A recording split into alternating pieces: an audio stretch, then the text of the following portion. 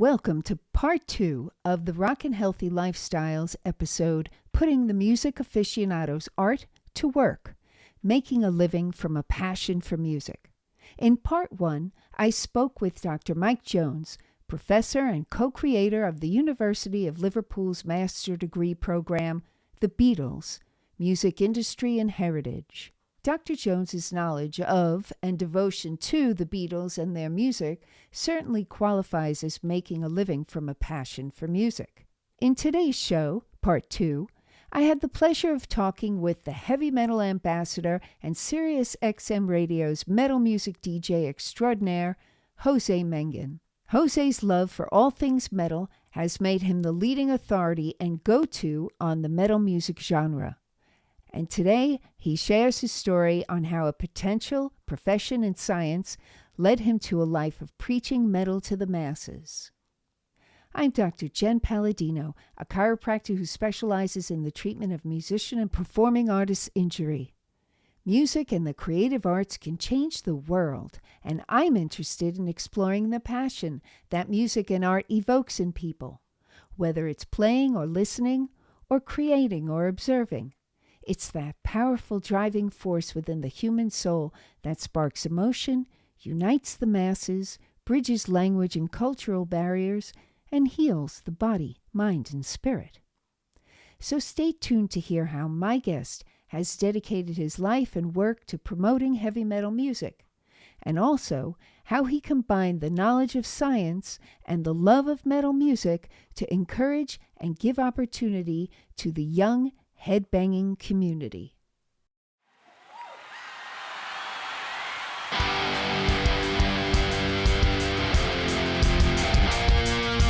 Welcome to Rock and Healthy Lifestyles, a podcast featuring conversation with popular musicians and performing artists, sharing their stories of life's trials and triumphs, career ups and downs, and what stirs their creative juices. Also join us and learn how our guests keep fit and fabulous while rocking a healthy body, mind, and spirit. And now, introducing your host, Dr. Jennifer Palladino.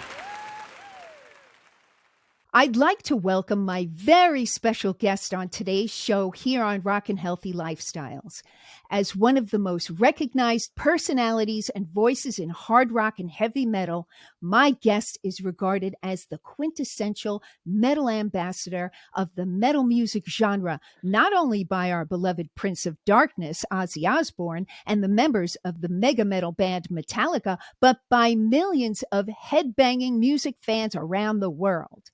My guest is an amazing host, voiceover artist, and actor whose unquenchable zeal and enthusiastic delivery of his love for all things metal has made him a crusader in fostering positivity and unity throughout the world's metal-banging music community. He has hosted shows like MTV Headbangers Ball, the nationally syndicated Latin Nation, as well as programs on Amazon, Access TV, VH1, and many more.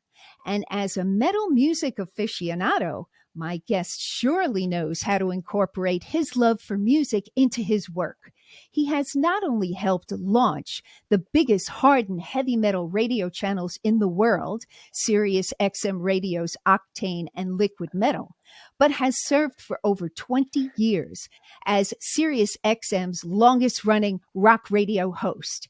And to top it all off, with his knowledge of science due to his studies in pharmacy, today's guest has created a nonprofit foundation which gives educational opportunity to high school headbangers through applied scholarships. So thank you so much for coming onto the show, Jose Mangin. Wow, Dr. Jen, that is the coolest intro ever. Wow, that's cool. I was like, whoa. I couldn't help but have the cheese smile the entire time. Thank you for having me on your show. It's an honor. And there's so much more. I swear I ran out of ink. So, Jose, to begin, I always share with my guests that Rock and Healthy Lifestyle listeners are a mixed bag. A lot of listeners will definitely recognize who you are, but others possibly may not. So I thought we'd really help the listeners along by explaining about the details of your career. So let's have you start in the beginning and talk about your early years. Where did you grow up? I grew up in Douglas, Arizona, which is on the southeast corner of Arizona, bordering the city in Sonora, Mexico, called Agua Prieta.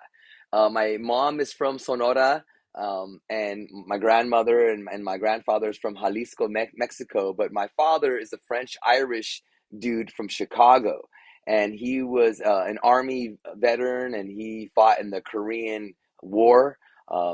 And he passed away about 20 years ago, but he was the smartest man that I ever knew. He had 8 kids, and all of the kids went on to some form of graduate school. Pretty much every single one of his kids, doctor's degrees, masters, deans of colleges, like super, super crazy. He had 6 kids with a previous woman, and then 2 with my mom from Mexico. But we grew up really poor on the border. I grew up as a metalhead. My cousins got me into the music. It was their posters in their room when I was a little kid, kindergarten. And I would also see all the Stephen King books that my cousins had. They were about 6, 7 years older than I was. Long hair, black T-shirts, denim, motorcycles. I was like, oh man, these guys are cool, and I wanted to be like them. But it was horror movies and heavy metal. That was my love since a little kid. And my parents thought it was going to be a phase, but no, it didn't end up being a phase. But just grew up and loving the music. When I was in high school, I decided to, after my sophomore year, where it got a little, I wasn't as focused as I should have been. And then I was like, what am I doing? Like, I'm smart. This is not that hard. So in my junior year in high school was when I decided what I wanted to be, and that was a pharmacist, a doctor of pharmacy. And I loved chemistry. Had a high school teacher, Mr. Thorpe, who just got me so excited about chemistry and organic chemistry and physics and stuff, and I just loved it. I excelled in those classes, and ended up just getting straight A's my junior, senior year. Applied for a lot of scholarships as a very poor Mexican American with good grades, good writing skills for all the essays. I was able to obtain a lot of academic scholarships. Out of the 200 plus students that graduated in 1995, I had the third most amount of scholarships for academics, and I had long hair and a mustache, super, super into metal. I played in a band at the time, and people were like, oh man, look at this guy, who's he? And I just applied myself, but winning those scholarships set me up on a path, Dr. Jen. It was my first taste of success, victory, winning something, earning something yourself. It wasn't a team sport, it was me by myself, applying by myself. Nobody was telling me to do anything. No counselors, no parents. I was just self-motivated to win something. I was poor. We didn't have any money. I had to take out my parents couldn't even take out student loans. I had to take out student loans. So I was like, I need help. But I got a full ride academic scholarship to the University of Arizona. And while in my first semester there in 95, I was taking Spanish guitar class and working on my guitar techniques and stuff to apply it to my bass playing. And I met someone in my guitar class who was the music director of the radio station. And I was playing metal every time in class, before class. And one day he came up to me and he was like, hey, are you in the metal? And I was just like, what do you think? Throwing my hair back, playing some more. And he was like, hey, I work at the radio station here. We don't have a metal show or a DJ. And we ever thought about doing that? And I was like, I'm not a DJ. I'm just a metal guy, right? And then he kept talking to me every week. He kept, I don't know why I was so standoffish. And eventually I went into the radio station in the student union of the University of Arizona in Tucson. And I walked into the basement radio station and I fell in love. I saw all the posters. I saw a Korn poster on the wall, and they were and still are one of my favorite bands ever. And I saw that and I was like, oh my God, this is cool. You guys really need someone to be a metal DJ? And they were like, yeah, and the program director was so cool to me, the sports guy. I mean, everybody was just so welcoming. I've never felt that way ever. And I just felt like this is my home. And for 4 years, I worked at the radio station, volunteered. There was no money, but that's how I got started in uh, broadcasting my love of metal to people. It was a tiny AM radio station, so small, no frequency, no power, but you can hear us when you watch Tucson Cablevision Channel 61. The audio of the announcements for the U of A channel was our radio station, and so that's how people heard my show back in the day. And I promoted it. I did interviews with small bands, some sort of medium, big bands, people that are still my friends today. And I went to graduate school in Tennessee, University of Tennessee, College of Pharmacy. It was one of the top pharmacy schools in the country at the time, number 7 when I was applying. And my half sister worked with St. Jude's in Phoenix, and she was affiliated with UT, College of Pharmacy. And her husband was the director of pharmacy for St. Jude's. Is a big dude there. And so, it was family. Do you mean the St. Jude's, like Yeah. Danny Thomas's St. Yeah, Jude's? yeah, Oh yeah, my. yeah. My half sister is a pharmacist, and her husband is as well, and they were both faculty and executives at St. Jude's, and I think they even went up higher after that. It was, back in '98, and so I just thought that I had support there. I didn't know anybody in Memphis, and I moved out to Memphis. Took a big chance to go out to graduate school in Memphis with no scholarships and only loans, student loans. And there in Memphis, I ended up getting a job at the FM rock station, which was pretty big for the area, and begged and pleaded my way to get into that radio station. They were a hard rock station that was popular. And I was like, oh, maybe I could start a metal show here. And I did. Weekends at midnight, I started a show called Beyond the Pit. And after a year of doing that and going to pharmacy school, I won an award for best metal DJ in the country for heavy metal music. And in an industry Wow. trade magazine, yeah, Album Network 99, I won this award, Metal Director of the Year. And it was just like, whoa. And then people started, offering me positions like, hey, did you ever think about working in the industry? Did you ever think about doing this and this? And I was like, no, no, no, no. I have 3 years left of pharmacy school. I'm almost there. I've worked so hard. No, I'm okay. And then a record label eventually convinced me to come out to New York City to visit them. They would pay for my trip. I'd never been to Manhattan. I fell in love right away when I got to New York City. It was amazing. I've never felt anything like that in my life. There's nothing else like New York City. And the record label Yep. was like, we want you to work with us. We want you to be head of our metal radio department and do this and basically talk to people like me in college radio and in commercial radio. And I was like, oh my God, wow. And I had a conversation, Dr. Jen, with my dad, who, as I told you, super smart guy. The Korean conflict really left him disabled, became an alcoholic, and then that's how he lost his previous family. And when he met my mom, he didn't drink anything, just a wise man, very charming. Everybody in the room, he would always talk to everybody. And I get a lot of my stuff from my dad. And it was annoying when I was a kid, but as an adult now, I see what he was doing, because my daughters give me the same hard time that I gave my dad. But my dad and we talked. This was a big moment in my life, because I was like, I worked so hard for school to be a pharmacist. And then I had a conversation with my father on the phone, and I said, hey, Dad, I have this opportunity to go to New York and to do this and to do that. And then told him everything. And then he just paused and he said, you have to do it. You can't regret. I don't want you to regret anything.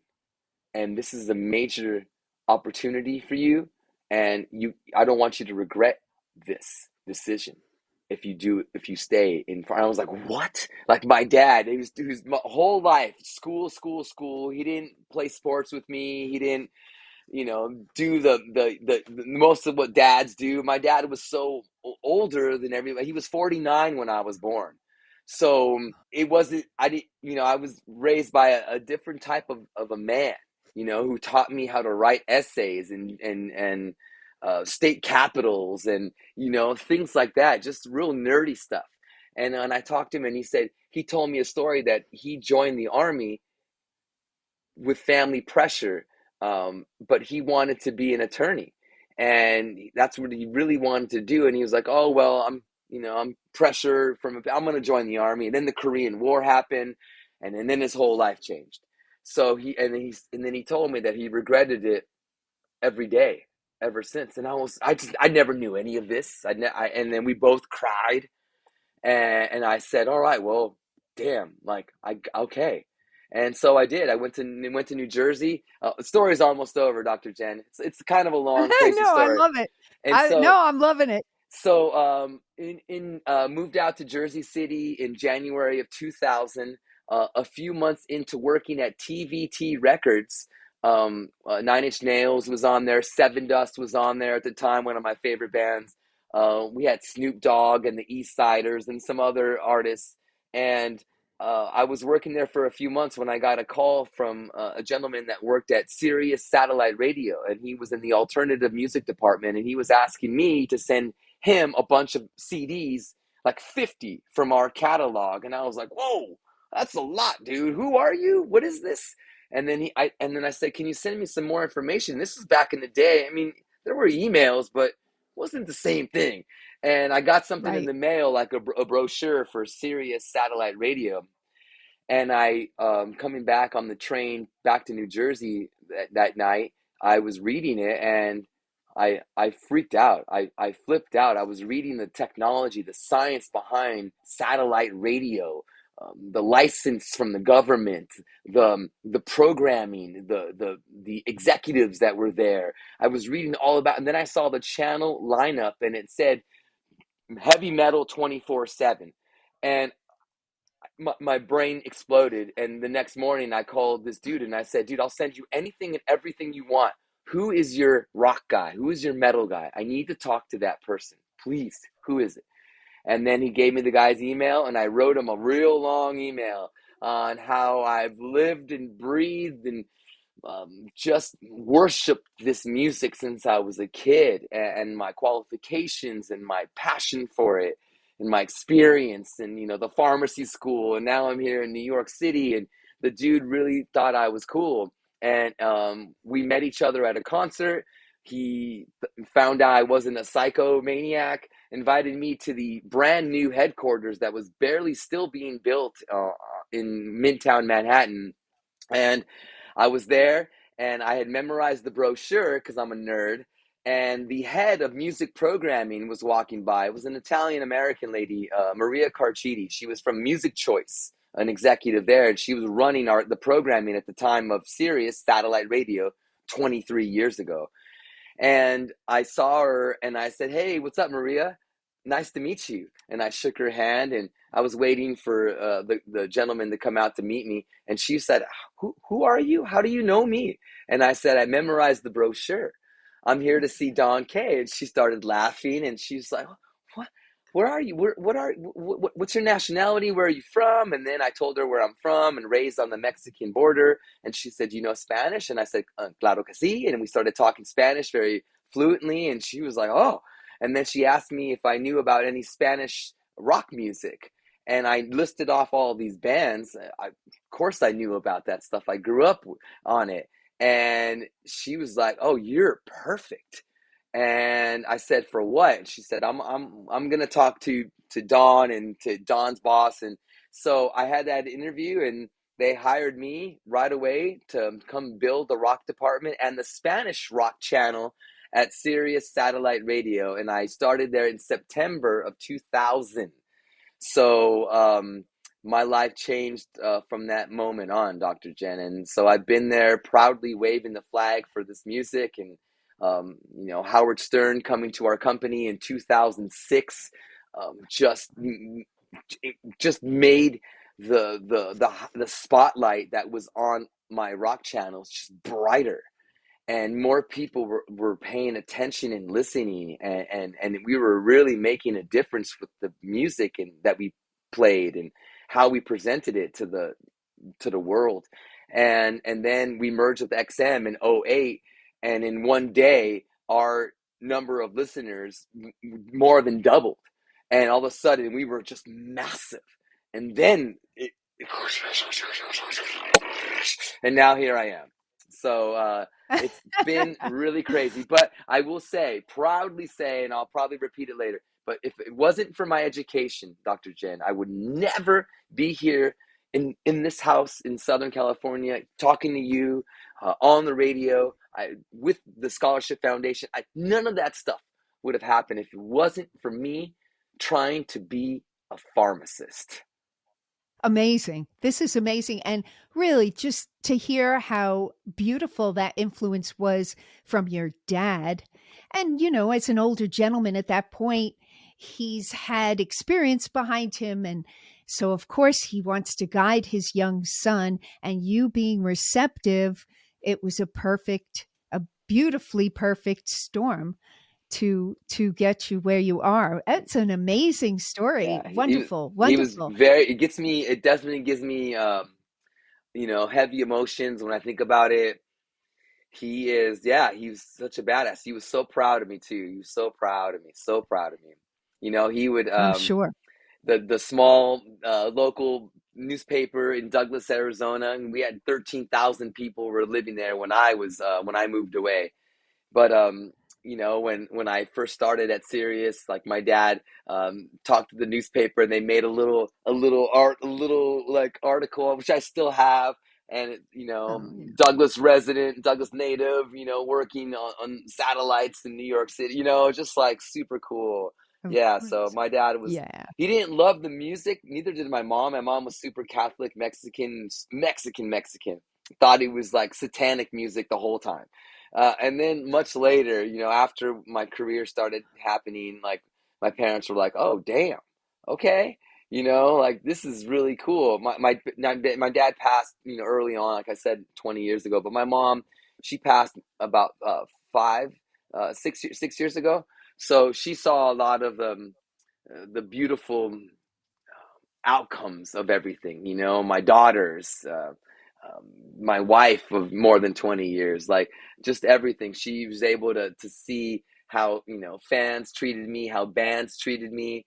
She was able to be a part of a dinner at our house in Jersey when we lived there for 15 years. My idol, Vinnie Paul, who passed away a few years ago, the drummer from Pantera, my favorite band ever. He came and had tacos and tequila at my house one night, and just my mom was there, and she was tripping out because she knew how much I love Pantera, and she was just like hugging the drummer, telling him how much I love him, and it was a real sweet, cool moment, like full circle. My Full mom circle. Yeah. knows Pantera, and so she was just like, "What?" Like as happy, like a fan, but she didn't really know anything. But she was just like, "Oh, Vinny," you know, and super fragile, sweet older lady, talking to the drummer from Pantera. Yeah, very, very cool. That's But great. they were very proud. Does this explain somewhere in that part of the story how you got your nickname, Satanic Hispanic? I, uh, I mean, yes. Well, I love all types of heavy metal, stuff from that would be considered maybe that, and I love Christian metal as well. Equal opportunity for me on my stations. But yeah, no, I think it started off as a joke. There, a few artists that are legendary metal Mexican musicians, Dino Casares from Fear Factory and Tony Campos from Static X. They were the ones that came up with that phrase. Tony Campos really was satanic Hispanic, and then the fans just started calling me that as well. And then I was just like, well, Tony's the original, but I'll be one too. So yeah, but Metal Ambassador is the one that really, Right. my friend Steve Wellesley in New Jersey, he's the one that first called me. He was like, "Dude, we were at a party." He was like, still a dear friend of mine. We drinking and stuff, and he was like, "Man, you're the Metal Ambassador." And I'm like, "Oh, dude, that's cool." Yeah, I like that. So that's how that came up. That's great. So going back to Sirius Radio and your early work, can you just give people an idea, people who aren't familiar, Jose, can you give them an idea like on Octane and Liquid Metal, what types of bands do you play? Like you said Korn and Pantera. Who else? Yeah. I'm very proud to have been the father of three stations that are still with us on Sirius XM, Liquid Metal, Octane, and Ozzy's Boneyard. Um, Ozzy's Boneyard is hard and heavy classic rock, Black Sabbath, Iron Maiden, Motorhead, Judas Priest, AC/DC. Octane is the biggest rock station in the world, and it's the new popular hard rock channel. We play stuff from the 2000s, 2010s, but really, we're playing the new music. And there are still big bands like Korn and Five Finger Death Punch and Shinedown and um, you know, there's so many Papa huge Roach ones and and Papa Roach, Funk Megadeth and Reverse. Well, see, the Megadeth would be more of a liquid metal band. So Octane is like the new hard rock channel. Active rock people would maybe remember that category of radio station. Um, and there's a lot of new bands that we discover play a lot, which is really cool. Artist development and really support these bands. And liquid metal is my baby. It's my favorite. It's the first one that I was involved with, and it's metal, 24/7. It's 53 years of heavy metal, but we focus most of our firepower on Metallica's Chill 'Em All, 1981 and up. So 80s, 90s, 2000s, and everything now as well. So it's a really good flow of new. Oh, I know this one. Oh, this is new. Oh, I know this one. Oh, this is new. Oh, so that way I get them hooked in. Because if I'm playing a bunch of unfamiliar songs in a row, people are like, I don't know. Okay, that's cool. The next one, oh, I don't nah, and switch. So for me, I just want to make sure that I represent the best of our genre and love it and treat it with respect and not trying to exploit. I never do interviews to get clicks. I do it because I want to help the artists. I want to help whatever they're pushing. I'm not a drama guy. I'm not going to ask questions like that because that's not my style. That's not my approach. I'm very, very positive with how I interview and talk on the radio. Especially the last few years, I've had to really, make sure to up the positivity. And there's just been so much negative stuff in the world and watching it in front of me. And then we couldn't do anything for a year. There was just so much crazy stuff. But every day, didn't matter. I was still on the radio and they were still listening. And I was still a continuous hopeful voice that they can listen to every day and be like, okay, it's cool. Jose's here. We got it. Good. I meet kids that are with kids now and they look older and they're bearded up and they say to me, I get it all the time. I've been listening to you my whole life. And it's crazy, but that's true because I've been on here for so long and I feel young and awesome still, but it's crazy to meet these people that have been listening for 16, 20 years and now they're adults with kids and it's pretty cool. So it's good to have that perspective, that like I guess an older perspective with your experience. It feels good to do that and to be able to share and turn people on. It's exciting when you can do that. So tell me, Jose, you're programming director of both Octane and Liquid Metal and Ozzy, or no, no, I ran at one time. I was the program director for, I built and ran Octane, for years. And then Ozzy's Boneyard came to the company and then Ozzy and Sharon requested that I be in charge of that channel. So I had to give up Octane, because I didn't want to give up Liquid Metal. And then I became more of a host. And the company recognized that, my talents and my abilities, are really strong with the programming, but this as well. And so I went from programming a couple of stations to just now I am programming Liquid Metal. I'm the main curator, program director of that channel and the main host. on Liquid Metal and Octane. Weekdays for 6 hours each channel. It's 12 hours. It's a lot. Wake up morning, Dr. Jen, and I grab a cup of coffee, a muffin or something, and I come right upstairs and I'm just like wiping the stuff down. Like, all right, here we go. And then I just start talking and I say, good morning, what's up? And we start our day together. So, and then at night, and then I'm done with Octane at around 9 p.m. over here in California. So, it's an all day thing, but, so that's what I do. So now I'm just Liquid Metal, but I'm still, my dear friend at the company, Vincent Usarello, he's the program director of Octane and Bruce Springsteen, E Street Radio. And, Vinny and I are awesome partners with the Metallica channel that we're working on, right now. So, yeah, we do a lot together, and he runs Octane. He does such a great job. I'm so busy, like hosting so many things and doing interviews and running scholarship foundations now, and my teenage daughters and my wife and our puppy. I'm glad that Vinny has the channel and is doing such a great job with it. So, but I'm still like the grand poobah of the stuff and honorary, dude in charge, sort of. Well, here's a good question then for you. What do you see as the future for heavy metal on satellite radio? Our music colliding with different genres and different cultures. That is how we will continue to expand. Music has been getting more extreme, which I love. And the extreme music is getting more popular now, which I love.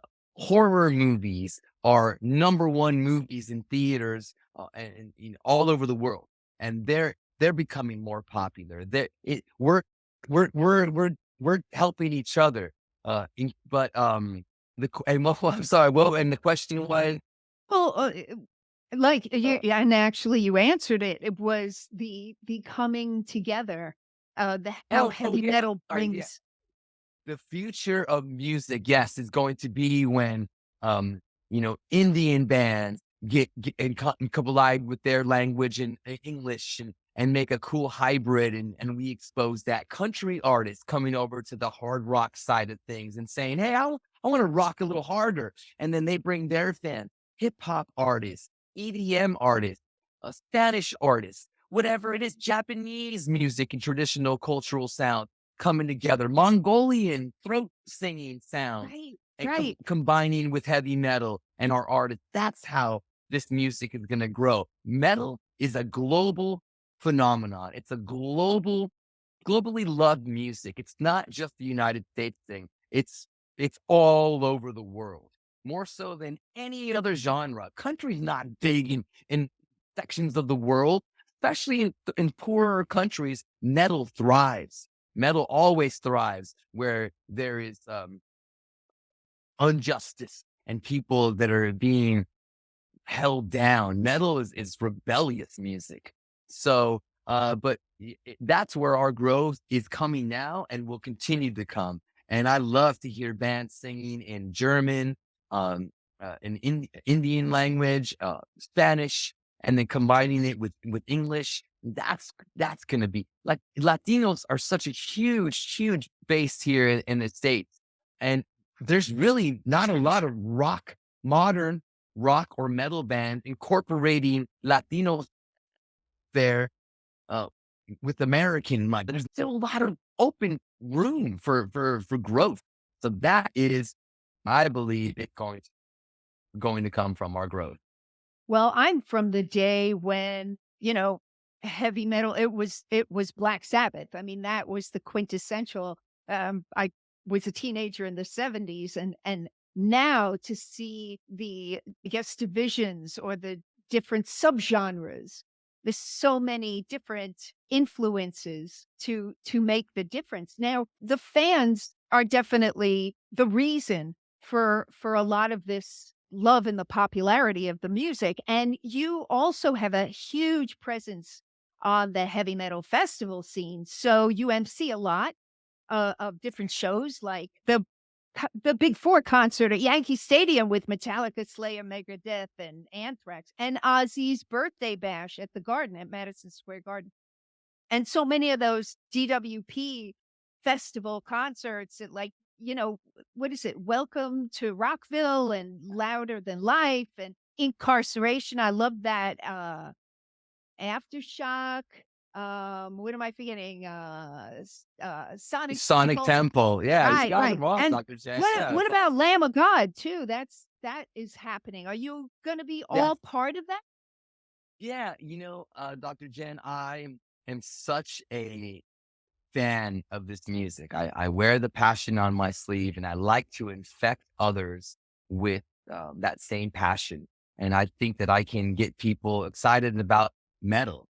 And my dad used to always say when I was a kid that I can sell ice cream to Eskimos. And I always thought that was really cool. And yeah, I mean, I just pushed metal since I was a little kid, and now I do it for a living, and I'm very blessed. I can't believe it. I never did it for money. I always did it for the love of it. So, Well, that's how it comes across. Very genuine and innate. Innate and from the heart. And you can't dispute that. When someone just feels that way, you can tell in how it's imparted. And you definitely give that off. In fact, you do a lot and have a lot of side projects going on as well. Can you talk about your side projects or your involvement with yeah. clothing company, the Affliction, your clothing company? Yep. My main job at Sirius XM, that's my main thing. But I have been very blessed to be able to work with different companies. We talked about the festivals. I MC for all the DWP Hard Rock and Metal Fest last year and this year, and hopefully for more years to come. I love doing that for Danny and his team, their family. I also have been part of Affliction Clothing since 2006. They first sponsored me as an artist. I did a lot of TV work and just very in the public eye for a long time. And they would give me clothes, and they eventually asked me to introduce them to other rock musicians that were friends of mine. I was like, oh, yeah. And then I was, hooking them up with clothes. And then eventually they hired me to give clothes to whoever I wanted to give to. And then eventually they said, hey, why don't you move out to California and be here with us and do all the things you do? But we'll build you a cool space here and just be here, just do stuff here. And I said, oh my God, yes, please. And I was able to convince my family who didn't want to move to California from New Jersey, but they did, and they love it here.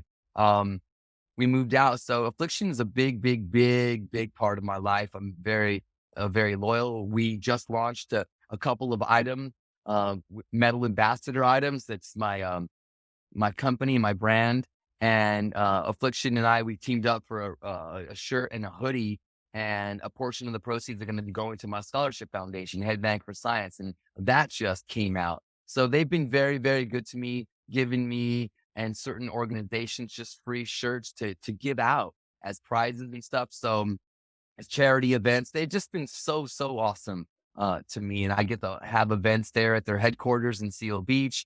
Big parties that I call taco metal parties. That's a lot of fun. My wife and I are big tequila fan, and Melissa and I invested into our favorite company, Ria Azul Tequila. It's tequila from the highlands of Jalisco, Mexico. A very fine sipping tequila. That we have all the expression blanco, reposado, añejo, extra añejo, and 2 different types of mezcal. And yeah, we met the owner many years ago, and it's from Mexico. We became fast friends, and my wife and I invested in the company. So that's we're big tequila aficionados. We don't shoot it. There's no salt and lime, Dr. Jed. Little bit of tequila in moderation. I'm not sitting there drinking bottles or half bottles and even ever, because I know that I can't ever get that carried away. And I've been able to very fortunately always, I can do little bit and make it last for an hour or 2 hours, so good. But we're big tequila fan. And I mean, being a dad, our 17-year-old has a 4.4 GPA. And she wants to go to a big school. So that makes me nervous. I got to start working harder. And our 20-year-old, she works at the Boys and Girls Club. And she works with a lot of awesome little kids, and she's really loves that. She's an amazing singer. So, but I love cleaning the house, Jen. I'm a super clean guy. I like doing a lot of my own home projects and decorations and, painting and organizing everything in our house, every furniture, every position of anything in our house is where I put it. I don't know. I love doing that stuff. I'm a bit, when I'm not on the radio, I do a radio break and then I go and I vacuum and I mop and I clean and, I wash clothes. And so, cause I'm here at the house and my wife's, runs Victoria's Secret for Orange County and San Diego. She's a top executive with the company. She's very busy. And so I try to just do as much as I can for my girls and make sure the house is cool and clean. And so something that people don't really know about me, but I'm always cleaning every day. I'm Okay. cleaning and So doing something. I get it. I get it because I'm the same way. And, you always can say to yourself, what is this, like a bit of OCD? But hey, if it is, it's a good thing. It's not bad to have a It's clean house, cathartic. Yeah. Cathartic. Yes. So it seems to me, Jose, that whatever you do, whether it's your work, your hobbies, your family life, it's all connected to metal music to the nth degree. Now, I know you had this magnificent project, and if you would just even give a little bit about the Pantera limo, we'd love to Yeah. hear it. Yeah. We'd love to hear it. It's a great, great story, Dr. Jen. Pantera is my favorite band. I mentioned it a few times here with you. Vinnie Paul passed away in 2018. Him and his brother Dimebag Darrell started Pantera in the 80s from Texas. Um, they bought a limousine in 2000, and Dimebag was killed in 2004.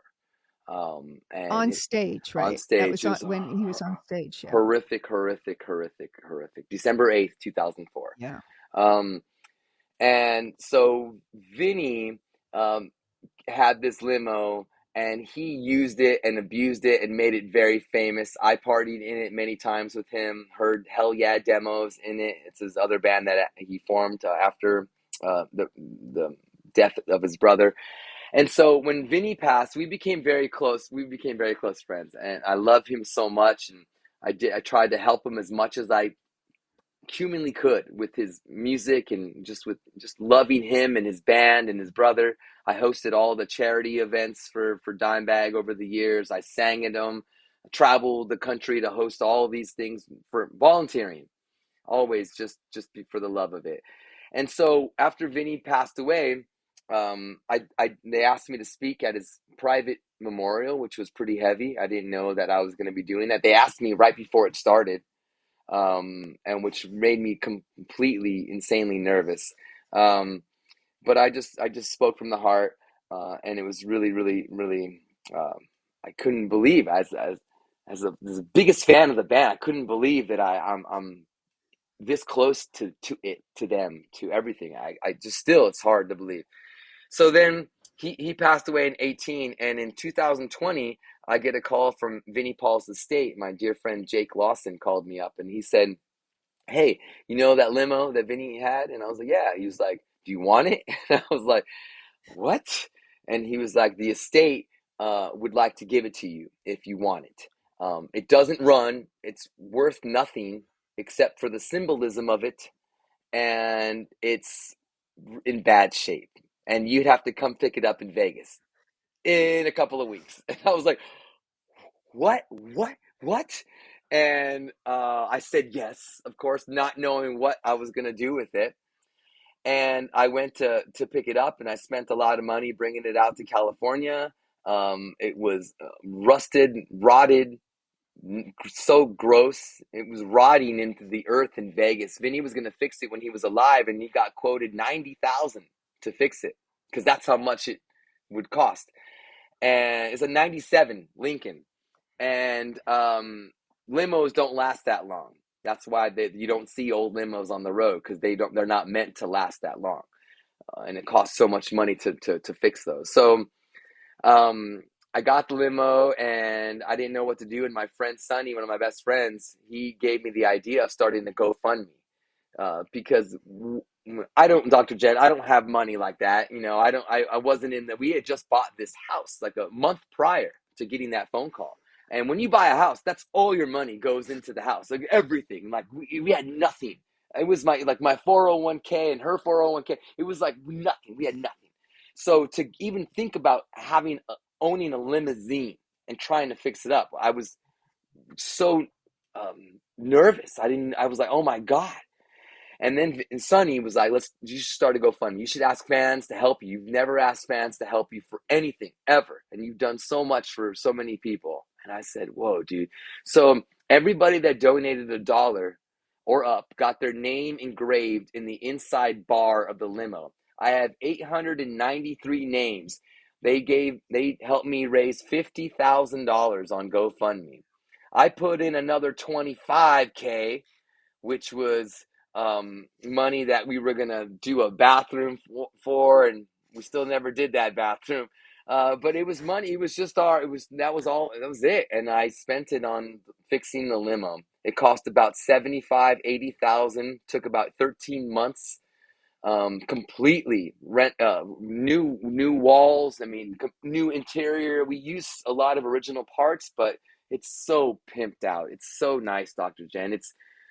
We made a beautiful tribute to the brothers, Vinny and Dimebag, on inside.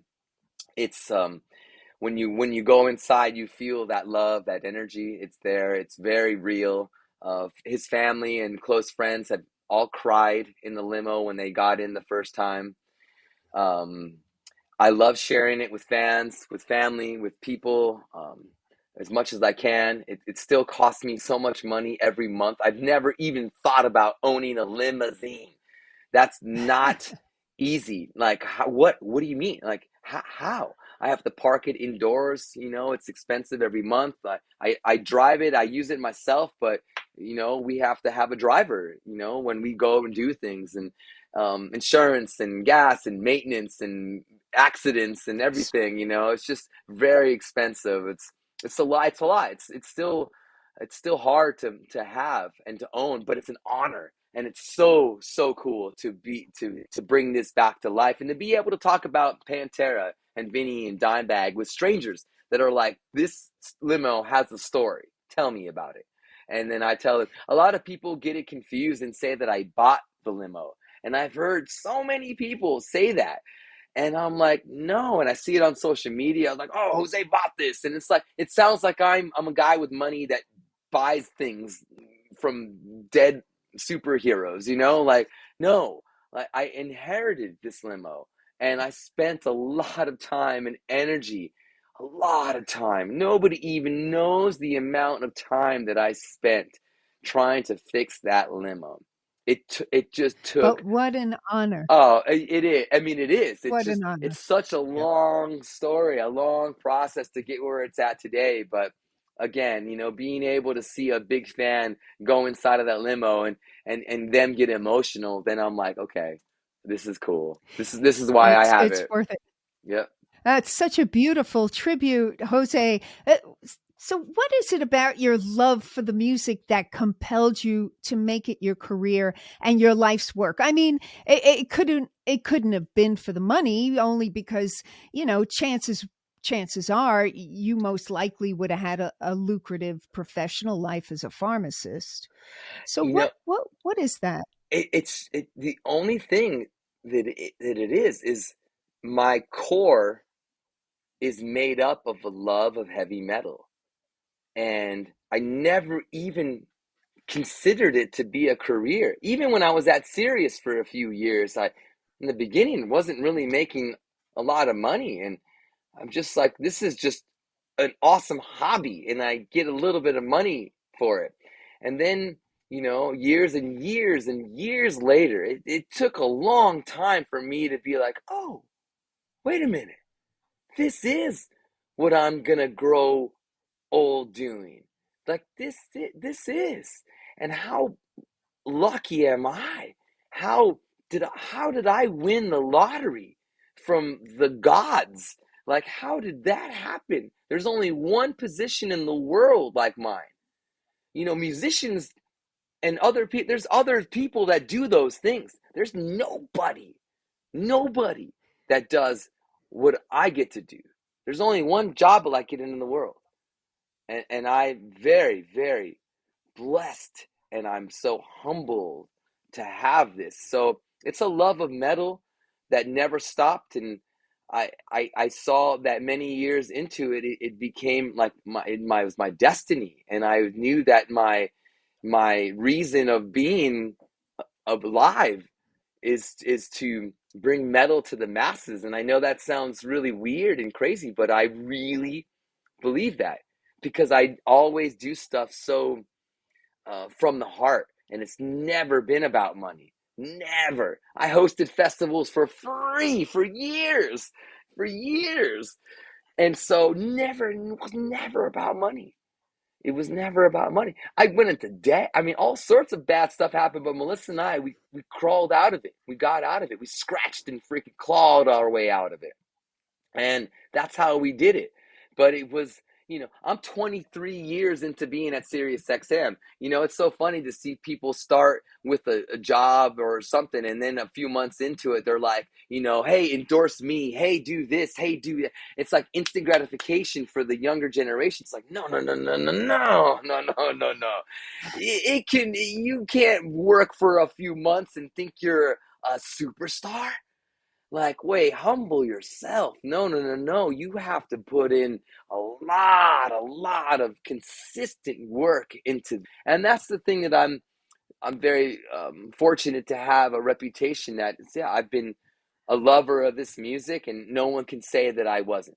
I was always true to the music, always been true to what I love, and no one can say otherwise. I don't play things I want to. I play things because I love it. And you're the perfect person for it.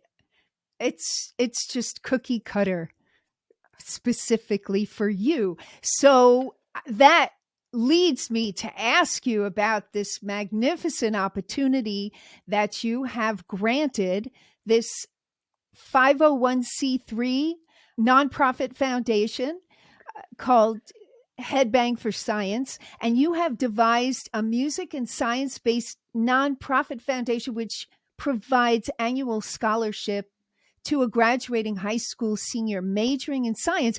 But a major criteria here is that this student must be passionate about heavy metal music. Can you tell us the details? Yes, and I actually updated my mission statement, and I think just today it's on the website as of today. But we launched applications. I think it was last week. But yeah, it's been Headbang for Science has been a dream of mine since 2014. I literally had a dream, and on a Saturday night, and I woke up on Sunday morning, and I told my wife that I needed to start a scholarship foundation, and I Headbang for Science. I came up with the name that Sunday, and she said, "What? You're crazy!" And I was like, "No, no." And I went to what's that website? LegalZoom. .com. LegalZoom. Yeah, and I went and I got I applied for my 501c3. I did all the paperwork on there. I paid a bunch of just all the application process. It was so much work that I was doing it for a few weeks, months, and I was like, oh my God, this is so much work. And then the next year in the summer, we moved to California. So in the beginning of the next year, when we started, oh, we're going to be moving. And then that's when I was like, I don't have time for this. So here comes the pandemic. Here comes all this stuff. And it's just like I'm sitting here. I'm like seeing the news, and I'm hearing all the stuff and all the bad stuff happening to the industry, the bands, everything. I was just like, I got to do something to help. What can I do to help right now?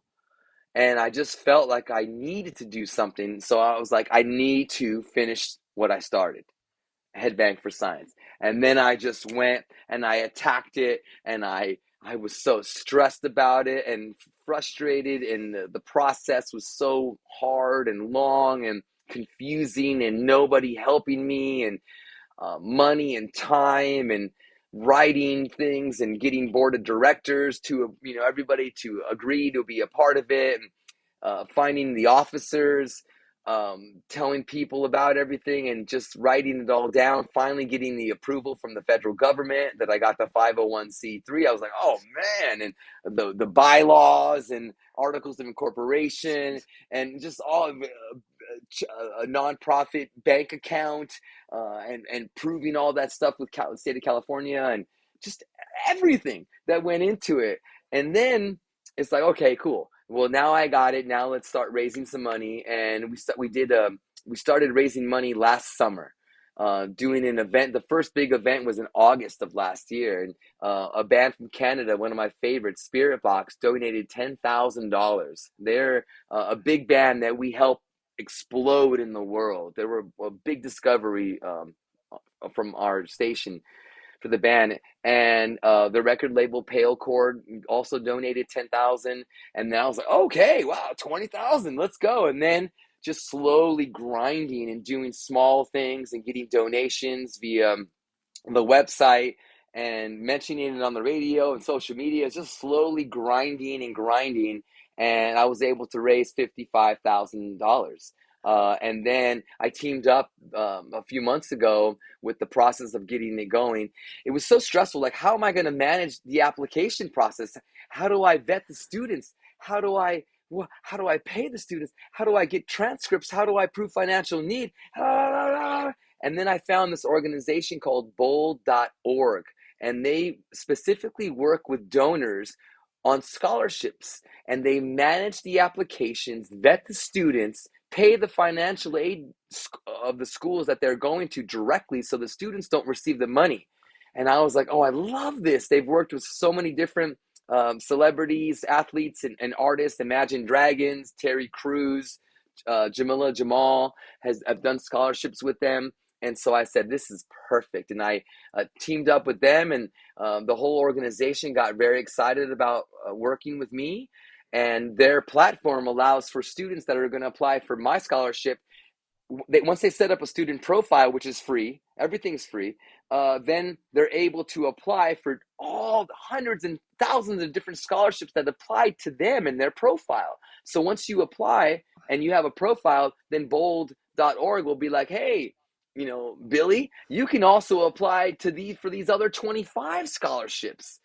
And so you just got to do that. And so I just thought that was so cool to give more of a chance. And I decided that just a month ago to update my mission statement. And it's not only high school seniors, but it's also undergrads, graduate students, all going into the healthcare profession and or majoring in the physical sciences. And I'm giving away this first year $33,000 to 3 students, $11,000 each. Applications are now open. Headbankforscience.org to apply to donate for more information. I have my federal tax ID on there as well, and we've got hundreds and hundreds of applicants already. We're gonna have a list of finalists, and then I'm going to interview them on video. And part of the process is, they have to be majoring in physical sciences, going into the healthcare system, a GPA of 3.0 and up. It was 3.5. I lowered it to open it up to more students. And financial need, and they have to love heavy metal music. Now, everybody asks me, how do you know if somebody loves it? Well, the essay is a 666 word essay, and there's 5 questions that they have to answer in the essay. And one of the questions is, tell me about your love of heavy metal. I'll tell from the essay, but I really will tell from the video interview if they love metal or not. I'm a detector for that. So that's how I'll know. And when somebody's a metalhead, you really know. If they come on, say, oh, I love the biggest songs in the world, Crazy Train and Ozzy and Enter Sandman, Metallica. Those are my favorites. It's like, okay. Let me see the next person, just so, because I'll know who really loves metal. I don't want a fair weathered fan. I don't want somebody that says, oh, I listen to it, I like it. No, I want somebody that bleeds it. Like you did when Yeah. you were in school. Yeah. I want to help somebody just like me. I mean, I was in debt for years and decades. I mean, just I think it was like 3 years ago, 4 years ago when 3 years ago when I finally paid off my student debt. Like, it's crazy. Going to graduate school in Tennessee for pharmacy cost me more than all my 4 years of undergraduate combined. So yeah, I was paying that off for a while, and I felt so proud. But that's when I was like, I want to help, and I really think that this is not just going to help somebody, because $11,000 at the end of the day, Dr. Jen, that's not a lot of money for the high cost of education now. It's not. It's not so much about the money as it is about the boost to your confidence. You won something. You by yourself won this scholarship award. You can do awesome things. This is just the beginning. And that's how it was for me. When I won those scholarships award, I won 500 here, 1,000 here, 250, 750, small amounts. But it didn't matter. It didn't matter because I was like, look, I tasted success, and I wanted to earn that and feel that again forever. So that's how I think I can win it, especially encouraging people to love heavy metal openly and publicly and be a nerd. You know what, Jose? I bet your dad sounded just like you. The encouragement, the hope, that's what you sound like to me. Yeah, thank you. My sister emailed me last week after I sent her the press release about the application being open. It was a beautiful press release, and just felt I was very proud. My sister said, "Dad, smiling so big right now, bro." That is so beautiful. And in my opinion, Jose, I mean, this sounds to me like it's one of your most generous and heartfelt reach outs in the name of metal. So thank you so much for sharing all this magnificent, your experience and your history, and really, truly your love for metal. I mean, it was really a beautiful experience to hear you speak about it from the heart.